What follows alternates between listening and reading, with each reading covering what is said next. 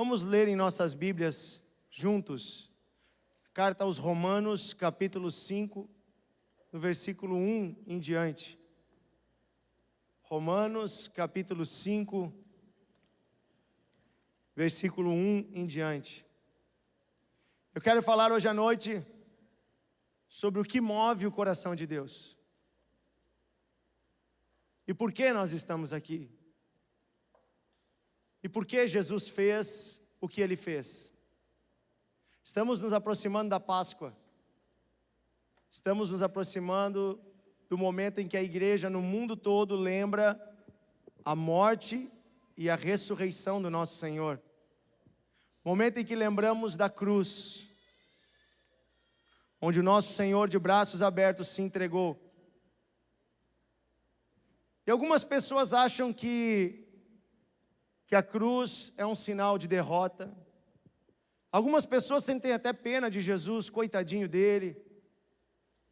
Botam a culpa nos judeus, outros botam a culpa nos romanos. Mas hoje eu quero falar o que levou Jesus à cruz.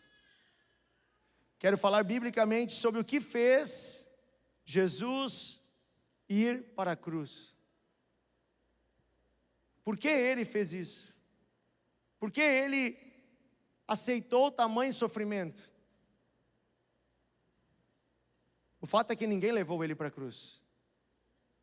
Em certo momento ele diz: ninguém me tira a vida, eu espontaneamente a dou. Repete comigo: ninguém tirou a vida de Jesus, ele espontaneamente a deu. E o texto aqui diz o seguinte, Romanos capítulo 5, versículo 1. Justificados, pois, mediante a fé, temos paz com Deus, por meio do nosso Senhor Jesus Cristo. Deixa aí o texto na tela. Nós vamos continuar a leitura, mas eu quero falar do primeiro grande benefício de estarmos unidos com Jesus. Aquela pequena palavra chamada paz. Você pode ter dinheiro, você pode ter uma pessoa que te ama do teu lado, você pode estar na melhor casa do mundo, você pode estar no melhor emprego do mundo. Se você não tiver paz, você não tem nada. E o que nós vemos hoje no mundo é uma humanidade inquieta, é uma humanidade sem paz. Parece que quanto mais as pessoas têm, menos paz elas têm. Porque a paz não tem a ver com não ter lutas, a paz tem a ver com um sentimento interno. Porque eu conheço pessoas que estão em paz, apesar de estarem no meio de batalhas. A verdadeira paz não é a ausência de dificuldades. A verdadeira paz vem de um coração que está tranquilo, porque sabe de onde veio, para onde vai e com quem está. A verdadeira paz vem de estar unido com Deus.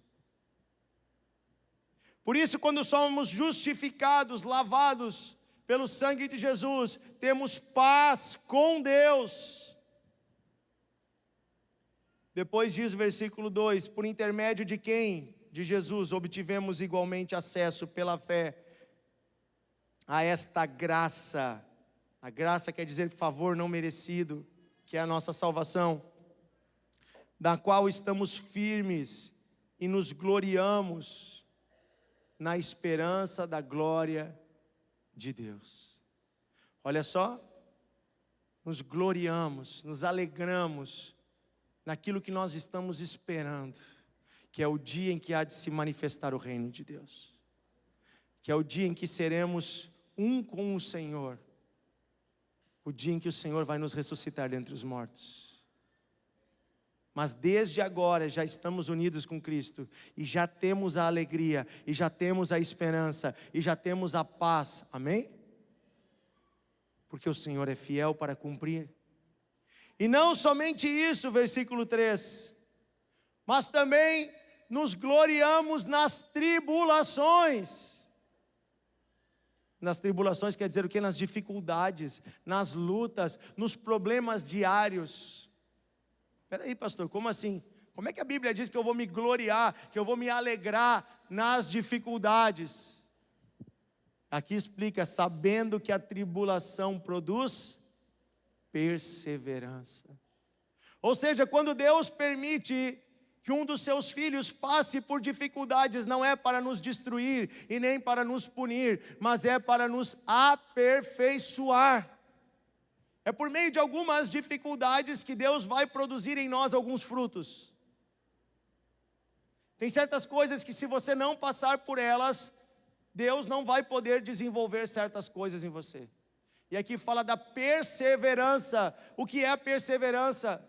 É a capacidade de permanecer firme, mesmo tendo que esperar, mesmo tendo que passar por dificuldades. E a perseverança, você só adquire ela, não por um curso, não por uma teoria, mas vivendo e confiando em Deus em meio a tribulações.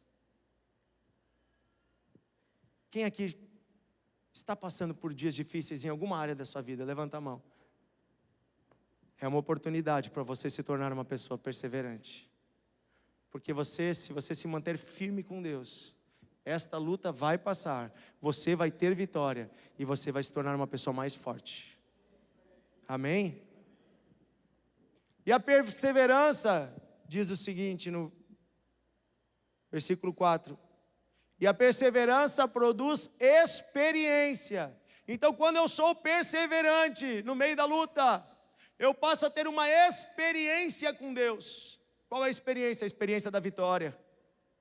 Eu passo a experimentar os frutos da fé, porque eu perseverei no Senhor, mesmo no meio da dificuldade. E aí eu passo a ter uma experiência, e essa experiência, ela produz o quê? Esperança. Porque quando vier a próxima batalha, quando se levantar a próxima onda, quando bater o próximo vento, quando vier a próxima tempestade, quando vier a próxima inundação, você vai dizer: eu já passei por uma e eu sobrevivi, eu já passei por uma e eu venci, e o meu Deus que me deu vitória estará comigo na próxima. Amém? Vamos dar um exemplo, irmãos. Quando veio a pandemia, nenhum de nós aqui tinha passado por uma pandemia. Vocês concordam comigo? Foi a primeira de todos nós. Lá nos anos 20 teve febre espanhola, tiveram outras pandemias no mundo no passado. Lá na Idade Média tiveram até pandemias piores, como a peste bubônica, a peste negra, que matava metade da população. Mas nós nunca tínhamos passado por isso. Agora a questão é, depois que passamos, você percebe que você é capaz de passar por coisas que você nem imaginava. Você é capaz de se reinventar no seu trabalho. Você é capaz de suportar certas coisas. Quem aqui passou pela inundação? Quem aqui a inundação chegou lá onde você morava? Levanta a mão. Foi difícil? Mas você está aqui. Você superou, amém? Com fé, com esperança. Quem aqui já passou por alguma situação que parecia que ia te destruir quando ela veio? Tem coisas na vida que parece que vão nos destruir, mas se nos mantermos firmes com Deus, se formos perseverantes, teremos vitória, teremos experiência e adquirimos esperança. Amém? Então não é mais só uma fé teórica, é uma fé baseada em fatos. Fatos que eu já vivi e que me dão a certeza de que o Senhor está comigo no dia da tribulação. Ora, a esperança, versículo 5, não confunde, não nos deixa decepcionados, porque o amor de Deus é derramado em nosso coração pelo Espírito Santo que nos foi dado. Como é que temos esperança? Porque Deus derrama o seu amor no nosso coração. Então, naquele dia da maior dificuldade, naquele dia em que você parece que está sozinho, naquele dia que você talvez até foi abandonado por alguém, foi traído, foi pisoteado, machucado, ferido, está enfermo, o Senhor sopra do amor dele no teu coração. E aí a esperança, essa esperança que vem de Deus, ela não te deixa confuso, ela te dá certeza de que o Senhor te ama. E agora o versículo 6, porque Cristo, quando nós éramos ainda fracos, morreu a seu tempo pelos pecadores, pelos ímpios. Dificilmente alguém morreria por um justo. Versículo 7. Embora por uma pessoa boa, talvez alguém tenha coragem de morrer. Mas Deus, olha o versículo 8. Prova o seu próprio amor para conosco, pelo fato de ter Cristo morrido por nós, quando éramos ainda pecadores. Repete comigo: Deus prova o seu próprio amor para conosco, pelo fato de ter Jesus morrido por mim, quando eu era um pecador.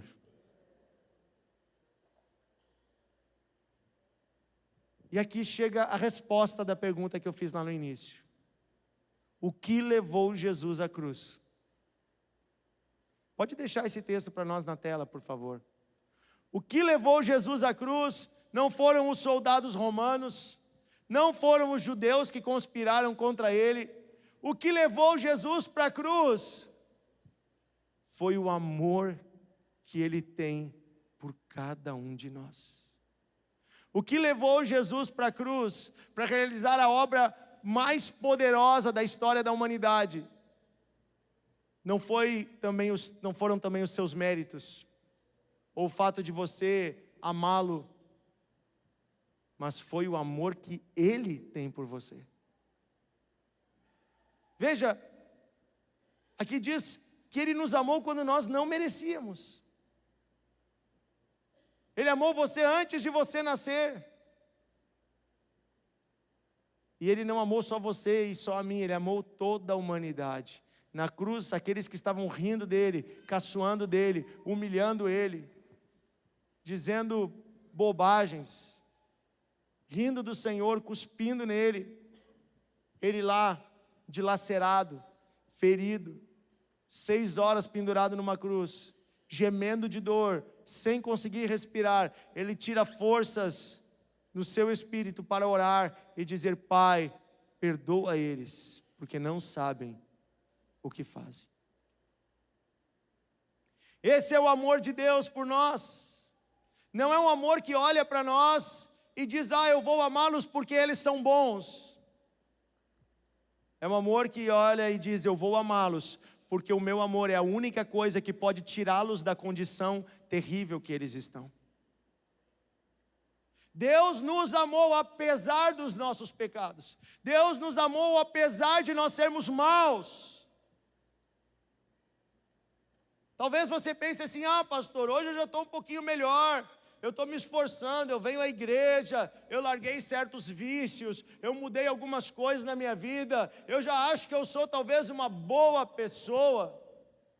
Mas ainda hoje, talvez no auge do seu esforço moral, se você for um pouco honesto consigo mesmo e comigo e com Deus, e você olhar no espelho com sinceridade, todo dia você vai ver que você ainda erra.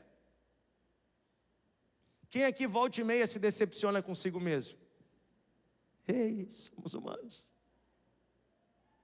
Quem aqui depois de um dia de trabalho às vezes vai tomar banho e pensa assim: tem coisa que eu podia ter feito diferente hoje, tem coisa que não agradou a Deus. Não é só você, somos todos nós. Então no auge do nosso esforço para sermos melhores, nós não conseguimos ser perfeitos. Agora imagine e lembre como você era antes de ter um encontro com Ele. Lembre de quem você era antes de ter um encontro com Ele. Lembre como era a sua mente depravada, como eram seus pensamentos, como era a sua raiva, a sua ira, como seus desejos e seus pecados dominavam você antes. Pois Deus amou você sabendo quem você era antes. Isto é amor. A Bíblia nos conta algo interessante quando fala sobre a cruz de Cristo. E eu quero aqui abrir um parênteses para a grande história da humanidade. A Bíblia nos fala que Jesus é o Cordeiro de Deus. Você já ouviu isso? Já ouviu essa expressão? Cordeiro de Deus que tira o pecado do mundo.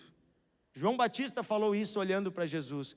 Eis o Cordeiro de Deus que tira o pecado do mundo. No Antigo Testamento, quando alguém pecava, tinha que matar um cordeiro para sacrificá-lo no lugar do seu pecado. Mas há uma passagem da Bíblia que parece um pouco misteriosa às vezes, e ela diz assim, que Jesus é o Cordeiro que morreu antes da fundação do mundo. Você já leu isso na Bíblia? Ele é o Cordeiro que morreu antes da fundação do mundo. O que quer dizer antes da fundação do mundo, gente? É antes de Deus criar esse planeta. Antes da criação. Lá na eternidade, antes do Senhor dizer haja, e as coisas passarem a existir. Antes do Senhor bradar e dizer haja, e as estrelas passarem a existir, as galáxias, os planetas, a vida.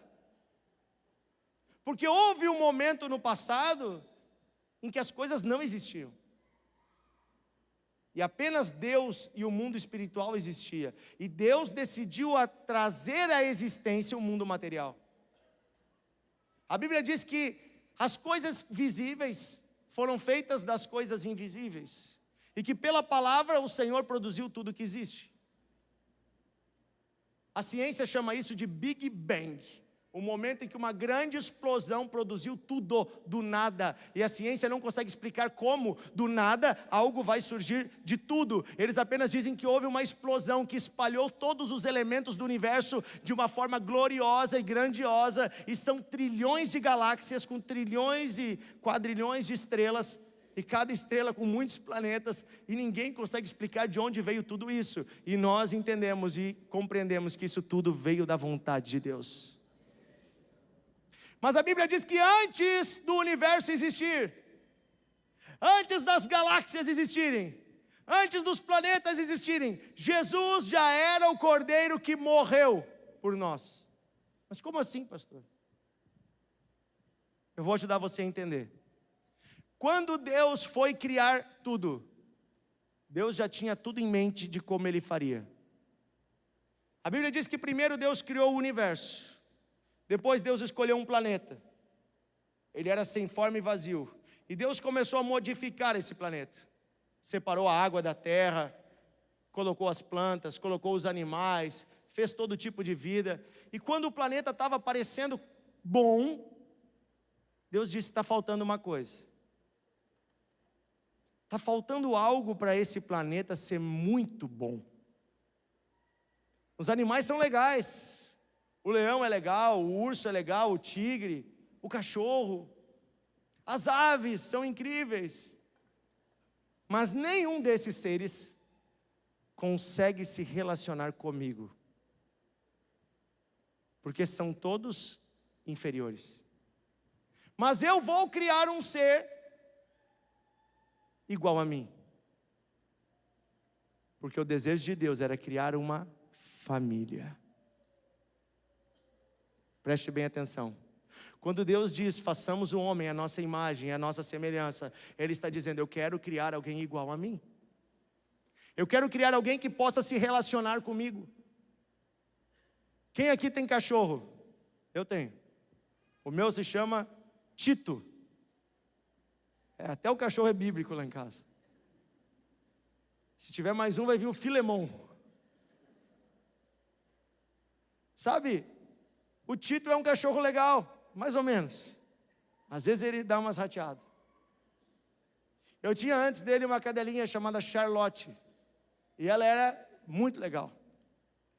Ela quase falava. Parecia que ela entendia tudo que a gente dizia. Mas ela não falava. E eu tenho certeza que nos meus momentos de maior reflexão filosófica, ela não compreendeu nada do que eu disse para ela. A Charlotte viveu uma vida longa, 17 anos, um cachorro abençoado, porque ela honrou pai e mãe. Mas é verdade. Ela era muito querida com a minha esposa, foi nossa primeira filha. 17 anos, e nos doeu muito o dia que ela partiu. Mas é uma coisa interessante, por mais que nós nos relacionássemos com ela, que houvesse um carinho, um afeto mútuo, eu creio que Deus criou os animais domésticos para isso também, para esse carinho, essa amizade. Tudo foi o Senhor que fez. Mas aí quando você olha para ela, por exemplo, estou dando um exemplo de um bicho que vivia com nós, quando era pequenininho, dormia no nosso quarto. Por mais que a gente tenha convivido com ela, tem certas coisas que ela nunca conseguiu entender. Ela nunca poderia se comunicar conosco na mesma linguagem. Ela nunca se perguntou sobre o sentido da vida. Ela nunca entendeu muitas coisas sobre o mundo. Porque por mais que ela demonstrasse afeto do jeito dela, nunca seria igual a uma pessoa. Depois de uns anos que nós tínhamos ela, veio a nossa filha, a Laura. E a Laura, já pequenininha, começou a se comunicar conosco, de um outro jeito. Papai, mamãe. Depois vieram as perguntas, por quê? E às vezes nós temos discussões filosóficas bem profundas. Há um compartilhar de talentos, de dons. A Laura faz coisas que a Charlotte nunca poderia fazer. A Laura dança. A Laura canta. A Laura escreve, faz poemas, escreve músicas. Você está entendendo o que Deus quis fazer? Deus quis criar um ser que ele pudesse se relacionar. E para isso precisava ser um ser dotado de intelecto, de linguagem, mas também, preste bem atenção, Deus queria um ser que se relacionasse com ele espontaneamente. Presta bem atenção nisso. E para isso, Deus precisava criar um ser que fosse a sua imagem e semelhança. E para isso, esse ser precisava ser livre. Olha que loucura, quando Deus estava planejando nos criar e pensando de que forma nos faria, Ele chegou certamente no momento em que Ele precisava tomar uma decisão. Porque Deus poderia nos fazer dotados apenas de capacidade de fazer o bem. Por exemplo, nós poderíamos vir programados para apenas fazer o bem. Assim como os passarinhos já nascem programados para fazer o seu ninho. Ninguém ensina eles sabem fazer o ninho. Assim como as aves nascem programadas para viajar para aquela direção, na época do inverno, e na outra direção no verão. Deus podia ter nos criado programados para sermos apenas bons, e para o amá-lo, e para o adorá-lo. Mas aí, meus queridos, nós seríamos robôs. Nós não seríamos humanos. Nós seríamos bonecos, marionetes na mão de um Criador, que nos mandou dizer, eu te amo. E nós dizemos, eu te amo. É como uma bonequinha que já vem com aquele botãozinho que você aperta, e quando você aperta ela diz, te amo, mamãe. Quem aqui tem filho pequeno, tem essas bonequinhas, né? A bonequinha nunca vai dizer, mamãe, não gostei disso. Mas Deus não nos queria fazer marionetes. Deus queria filhos que se relacionassem por escolha, que o amassem por escolha, filhos que pudessem fazer isso. E para isso Deus precisava nos criar livres, para que nós pudéssemos escolher andar com Ele ou não, amá-lo ou não. Porém, ao fazer isso, Deus sabia, desde antes da eternidade, que nós um dia iríamos pecar. Que inevitavelmente a liberdade nos levaria à possibilidade do erro, à possibilidade da falha, a possibilidade de nos afastarmos dele e nos apaixonarmos pela independência, por vivermos nós mesmos os nossos sonhos independentes de Deus. E é exatamente isso que aconteceu já na primeira geração com Adão e Eva. Mas Deus, antes de criar tudo, lá quando Ele estava sonhando com o universo, sonhando com as pessoas, planejando a sua criação, quando Deus estava lá antes, na eternidade, planejando tudo, Ele colocou tudo na conta e Ele olhou e disse: eu já os amo.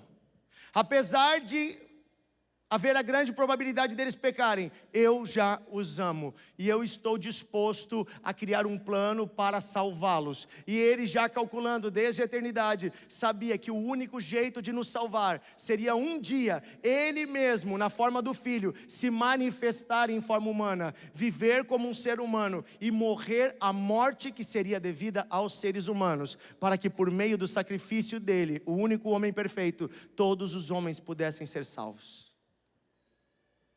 Por isso Jesus é o Cordeiro de Deus que morreu antes da fundação do mundo. Porque no coração de Deus o sacrifício já estava feito. Porque o amor de Deus, ele não foi conquistado por nós, mas ele já foi dado desde a criação. Deus já nos amava. Quero dizer uma coisa para você. Deus ama você antes de você nascer. Deus não passou a te amar no dia que você nasceu. Deus não passou a te amar no dia que você veio na igreja. Deus não passou a amar você quando você foi melhorando um pouquinho. Deus ama você desde o início, desde a geração de todas as coisas. Quando Ele começou a criar tudo, Ele fez por tua causa. E Ele já te amava desde lá da eternidade. O Senhor ama você. Efésios 2, versículo 4, vai falar sobre isso. Efésios capítulo 2, versículo 4, vai falar sobre isso.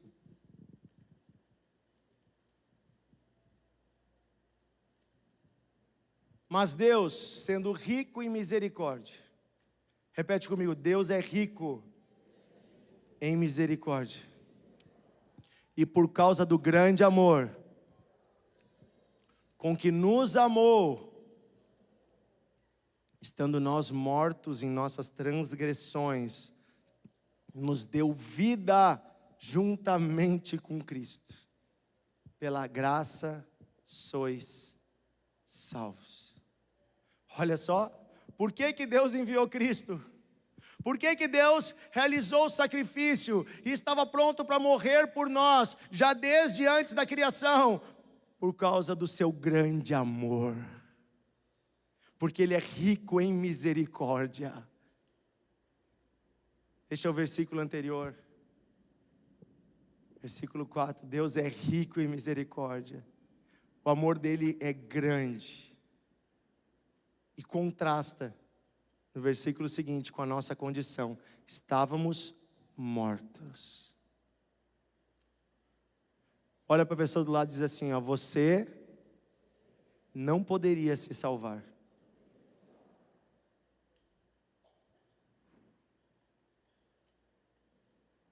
Digamos que você tem uma grande dívida. Digamos que você deva um valor em dinheiro tão alto que trabalhando a vida toda você jamais poderia pagar. Digamos que você devesse um valor muito alto. 100 milhões.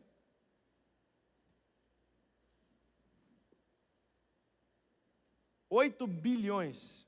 Dinheiro que foi roubado dos aposentados. Incrível, né? Esse é o Brasil, gente. Oremos pelo Brasil, amém?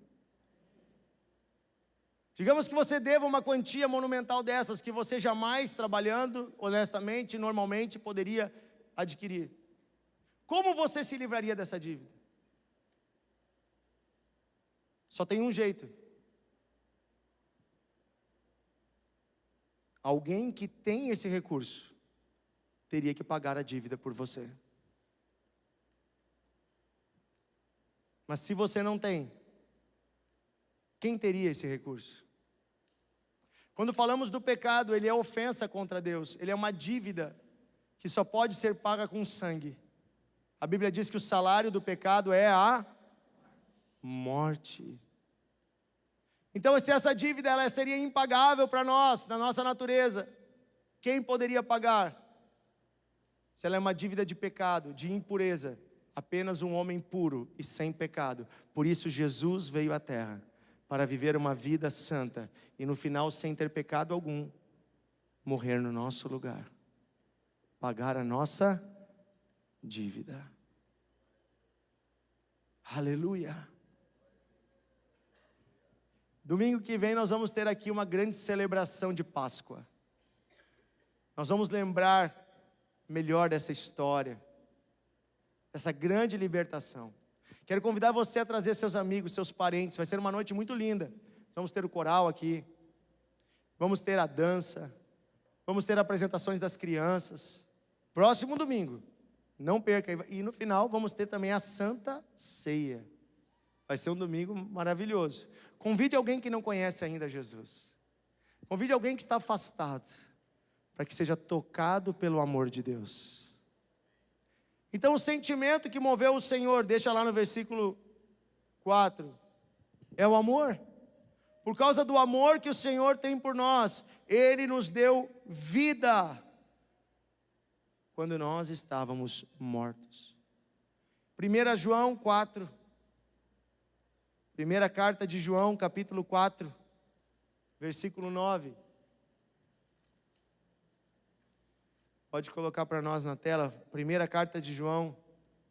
João é conhecido como o apóstolo do amor. Quem aqui já leu o Evangelho de João? Quem já leu as cartas de João? 1 João, 2 João, 3 João. João fala muito sobre o amor. E é interessante que João chega num momento do seu texto que ele vai dizer para nós que o amor não é um sentimento. Olha só, ele vai dizer que o amor é uma pessoa. Ele diz assim, ó, Deus é amor. Meu Deus.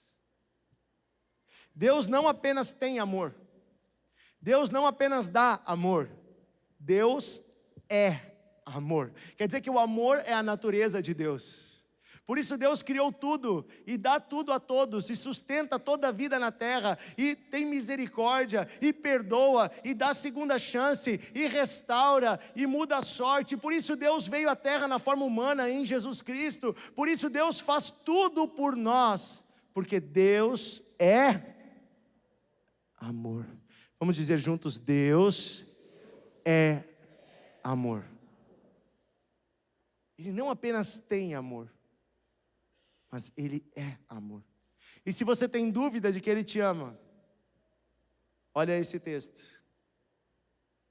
versículo 9.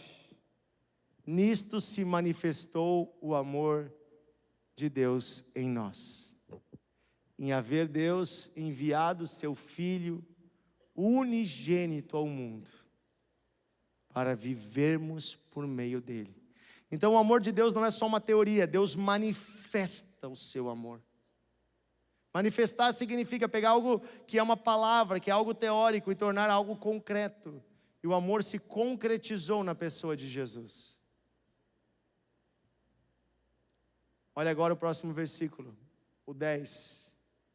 Nisto consiste o amor.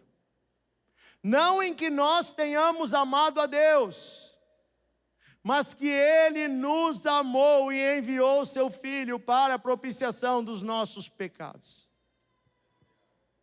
Olha para mim. Talvez você já conheça Jesus há um tempo. Talvez você já o ame. Talvez você diga, Jesus, eu te amo. Glória a Deus. E talvez você no auge da sua comunhão com Deus, você ame muito a Deus. E você diga, Deus, eu te amo. Deus, eu te amo muito. Deus, muito obrigado. Isso é legal. Isso é maravilhoso. Mas eu quero dizer que o amor que você tem por Deus não é nem 1/1000 do amor que o Senhor tem por você. Porque por mais que você ame a Deus hoje, e teve um dia que você nem amava a Deus, Por mais que você ame a Deus hoje, o seu amor é humano, é imperfeito, é pequeno, é passageiro.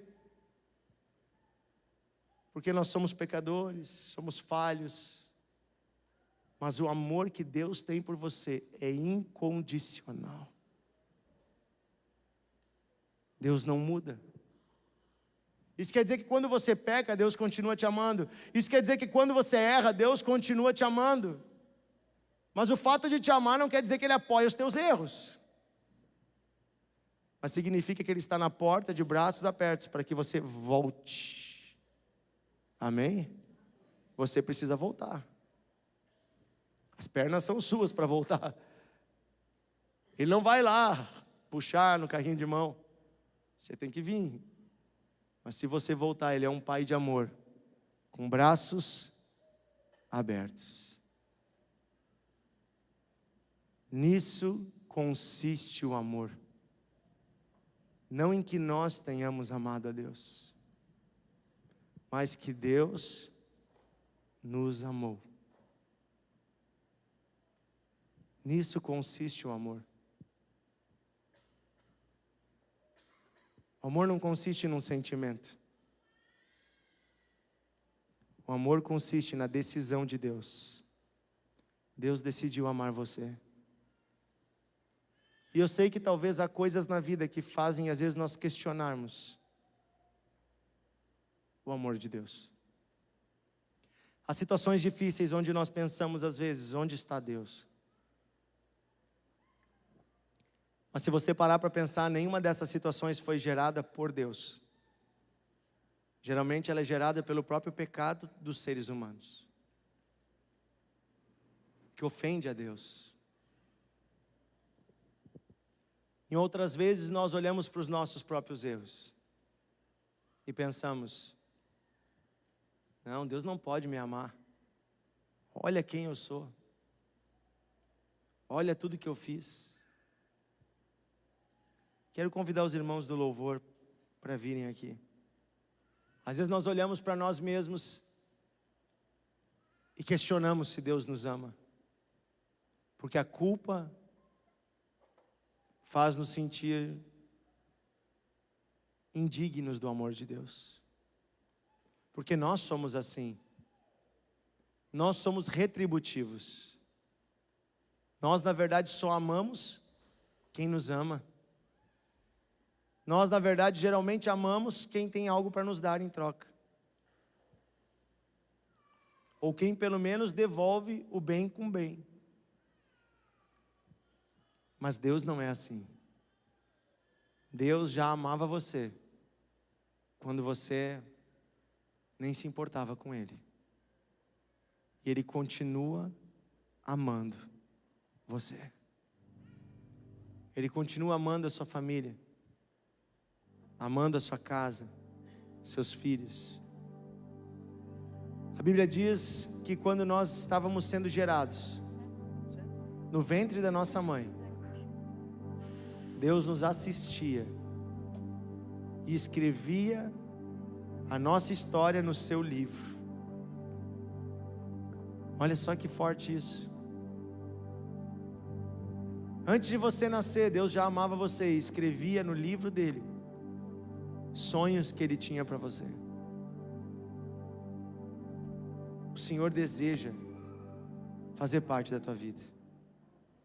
O Senhor deseja estar presente como um pai de amor.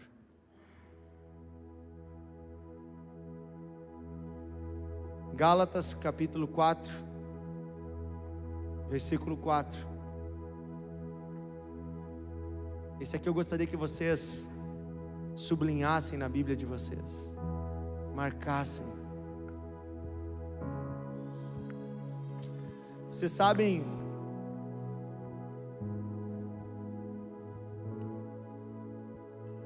na época do Império Romano, quando uma criança nascia, a mãe ficava com a criança. E um dia, essa mãe vinha, depois de alguns dias, e apresentava a criança na praça, num lugar público.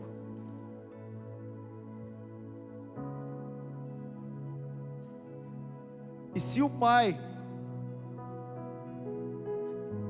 assumia aquele filho, ele pegava o filho dos braços da mãe, nos seus braços. E esse ato do homem tomar a criança dos braços da mãe para os seus braços, era chamado pelos romanos de adoção. Para os romanos, toda criança tinha mãe, mas ela só teria um pai se ele o adotasse. Olha só, quantas crianças certamente cresciam sem um pai? Quantas crianças cresciam? Naquela época havia poligamia, podia ter mais de uma mulher. Muitas vezes a criança não era filha do primeiro casamento. Muitos meninos e meninas cresciam sem ter um pai, porque a mãe o gerou, mas o pai precisava adotar.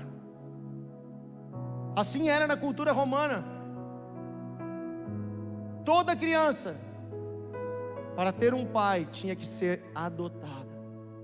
E o adotar era quando o pai pegava no colo.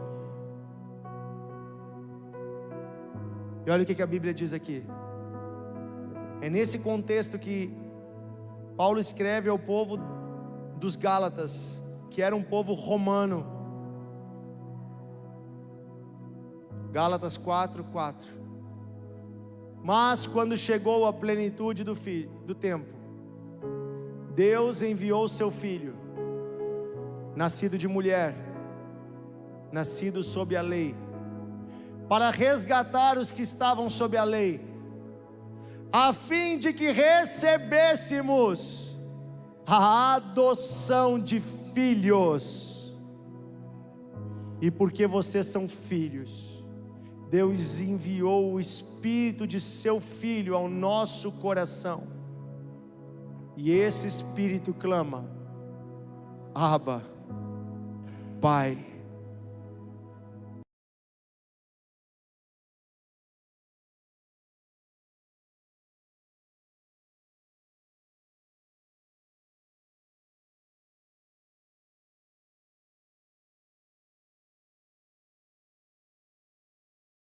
Filho, Ele fez isso por amor. 1 João capítulo 3, versículo 1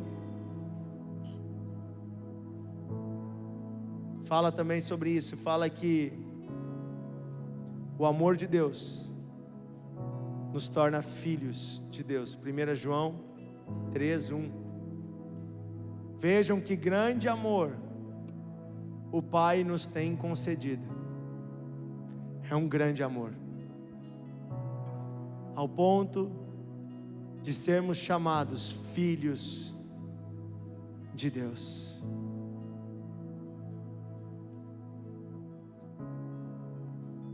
O Pai te ama, o Pai te adotou. Você é filho, você é filha. Você não está só. Quem aqui tem filhos?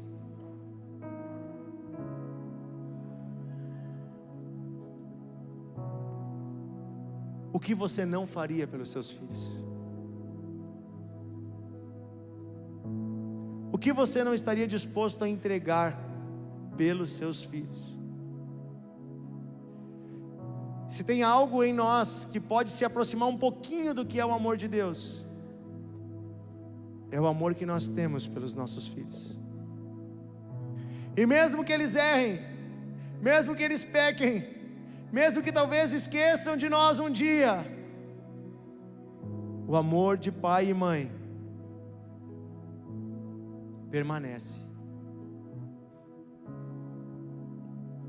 O que eu quero dizer com isso é o que a Bíblia diz: se nós que somos maus sabemos dar boas coisas aos nossos filhos, quanto mais o nosso Pai Celeste Aleluia. Presta bem atenção. Se nós que somos maus damos o nosso melhor aos nossos filhos, será que o nosso Pai Celeste nos negará alguma coisa? Ei, pare de duvidar do amor de Deus. Pare de duvidar da vontade de Deus em te ajudar. Pare de duvidar, será que você merece ou não? Ei, esqueça isso, não é por merecimento. Deus ama você e Ele quer te ajudar. Deus ama você e Ele quer vir em teu socorro. Ele é um Pai de amor. Mas tem filho que fica sofrendo sozinho e às vezes por orgulho não procura o pai.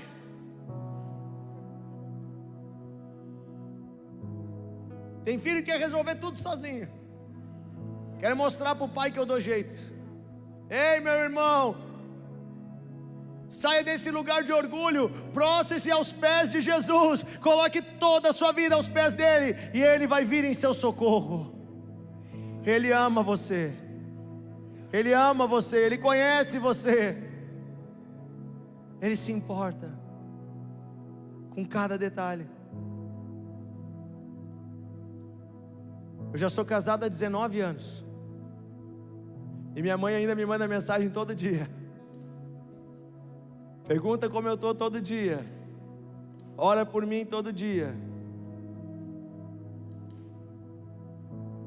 Se ela ouve que a minha voz não está muito boa na pregação, ou num devocional, ou num áudio, já manda: ó, toma tal chá,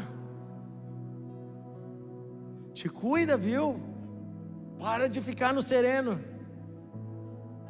Sereno é um veneno, diz minha mãe.